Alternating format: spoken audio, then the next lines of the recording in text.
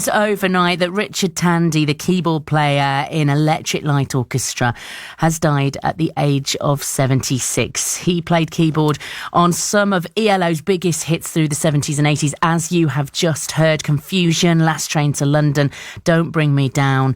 Remarkable music and remarkable playing as well. The band's leader, Jeff Lynne, announced the news on X, saying he was a remarkable musician and friend, and I'll cherish the lifetime of memories we had together. Joining me now is Bev Bevan, who was, of course, in ELO with Richard, and of course has been a presenter on this station as well, friend of the station. Bev, thank you very much for coming on today.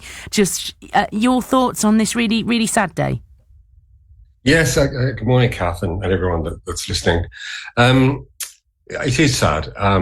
Richard was, sadly, we've lost touch and haven't seen him in about 8 or 9 years. But we go back a long, long way. Richard, I first came across Richard when he played on a couple of Move tracks, even a couple of Move album tracks back in 67, 68, I think. And then, of course, he was a founding member of ELO in 1970. And we were together right through until the last album that was released in 86. So I've spent a lot of time with Richard. He's, first and foremost, a wonderful musician. He is a good bass player. He started out as a guitarist, and he taught himself how to play keyboards, and he became an amazingly good pianist, and he mastered all the Moog synthesizers. Every keyboard you could name, he could play. And he was a really dedicated musician. He really studied his craft. He was a quiet man, a lovely, lovely guy. And you went to school together, is that right, Bev?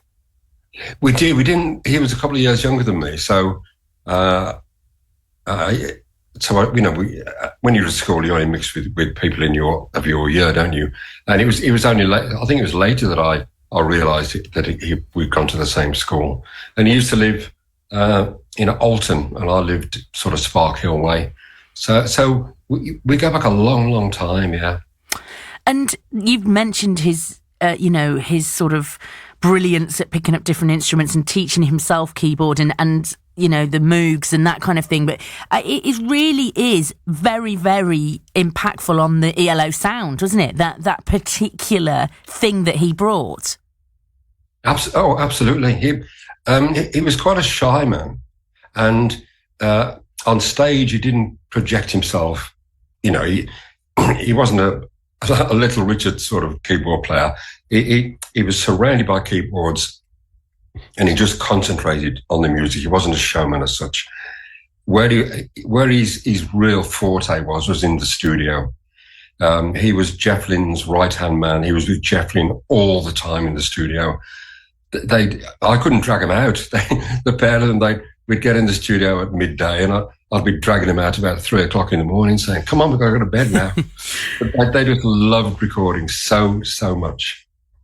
Oh, I know it's obviously desperately sad for his family and his friends, but it's one of those people when it's someone who's not the front person. They're not necessarily as much of a household name, although musicians know, and people who are massive fans of ELO will know. But a band is made up of every single member, and that's very important. And there are plenty of people that will be mourning his loss. Absolutely, and ELO saw a lot of changes in the lineup, and sadly, other members of the band have passed over the last few years. But as I said before, Richard was there at the start when we first started. It was a real experimental thing, and there was about 8 of us, but Richard was there then, along with me and along with Jeff. And when we finished our last album, there was just 3 of us on it. Again, myself, Jeff Lynne and Richard Tandy. So we spent a lot of time together on the road and in the studio, and I have nothing but fond memories of him. He's a lovely, lovely guy.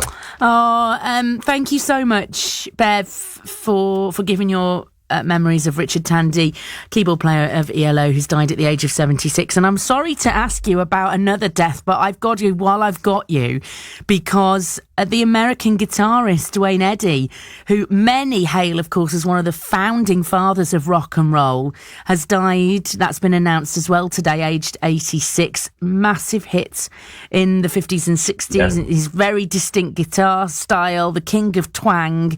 And I think he was a big hero of yours as well. He was. In fact, the first album I ever bought was a Duane Eddy album when I was at school. And he played that sort of, that down, down, down, down, that's twangy guitar. But actually, he was a wonderful guitarist. He could really, really play. And I literally bought every record that he released during the 50s, early 60s. And by some kind of fluke, I'd never met him, but Jeff Lynne recorded some songs with him, I think in the 80s. And we had there was a drum track left over, like a honky-tonk hillbilly sort of sort of drum track. And Jeff used it on one of these Duane Eddy tracks that he recorded with him.